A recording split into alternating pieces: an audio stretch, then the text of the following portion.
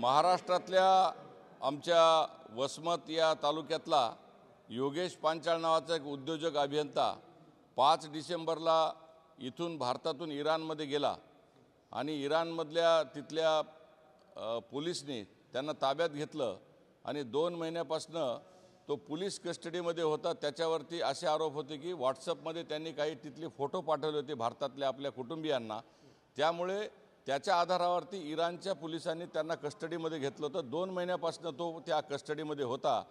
तर मी त्या माननीय प्रधानमंत्र्यांचे मी मनापासून आभार व्यक्त करेन, माननीय परराष्ट्र मंत्री जयशंकर यांचे आभार व्यक्त करेल, माननीय पवित्रा मार्गरेटा राज्यमंत्री विदेश, माननीय कीर्तिवर्धन सिंग परराष्ट्र राज्यमंत्री, या चौघांना मी प्रत्यक्ष भेटून या विषयासंदर्भात माहिती दिल्यानंतर आणि इराणच्या तेहरानमधल्या भारतीय दूतावासाचे मी मनापासून आभार व्यक्त करेल की त्यांनी माझ्या महाराष्ट्रातल्या एका उद्योजक अभियंत्याला इराणमधून सोडून आणून महाराष्ट्रामध्ये आज तो सुखरूप आपल्या घरी आज पोहोचलेला आहे।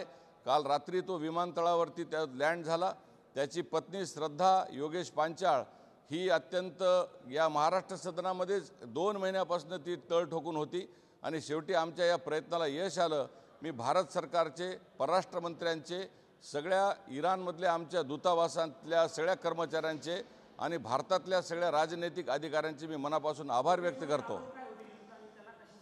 तो उद्योजक म्हणून त्या ठिकाणी काही उद्योग आपल्या भारतात आणता येतील का म्हणून गेला होता। तो बाहेर फिरायला गेल्याच्यानंतर त्यांनी काही तिथे व्हॉट्सअपवर फोटो काढले होते, म्हणजे बागेतले फोटो असतील, समजा तिथल्या संदर्भातले इराणमधले अनेक फोटो असतात जे आपण आपल्या घरच्यांना पाठवतो, तसे त्यांनी ते फोटो पाठवले होते आणि त्या फोटोच्या आधारावरती त्या ठिकाणी व्हॉट्सअप हा बॅन आहे त्याला माहिती नव्हतं।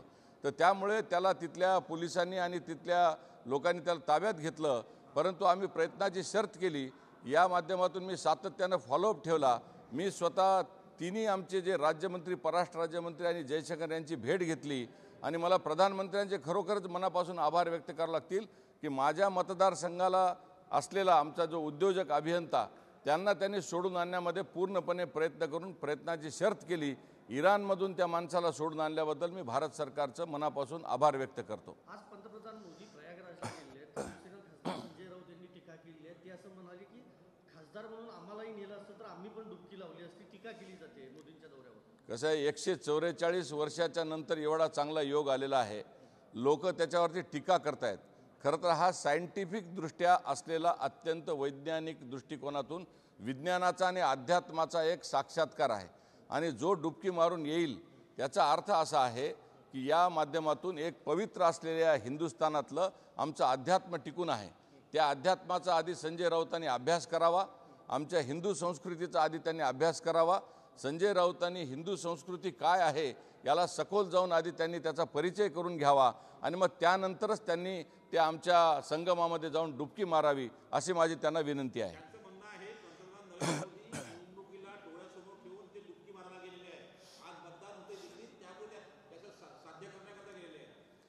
हे अतिशय सरासर चुकीचं आहे।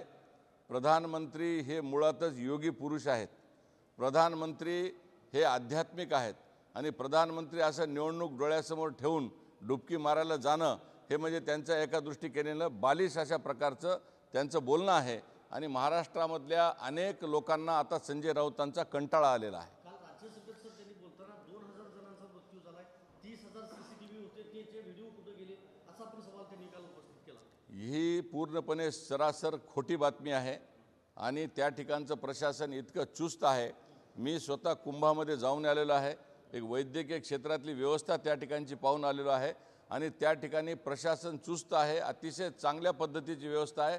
प्रत्येक यात्रेकरूचं, प्रत्येक श्रद्धाळूची त्या ठिकाणी चांगल्या पद्धतीनं काळजी घेतल्या जात आहे।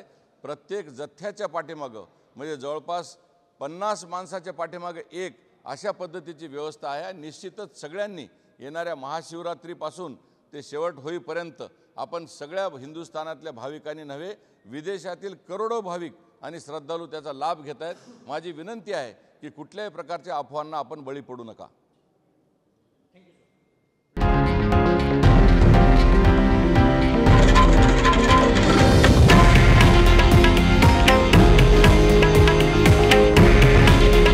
हे आहे देशातील नंबर 1 न्यूज नेटवर्क आणि आपण पाहत आहात TV9 मराठी। काळजी तुमची, हित महाराष्ट्राचं.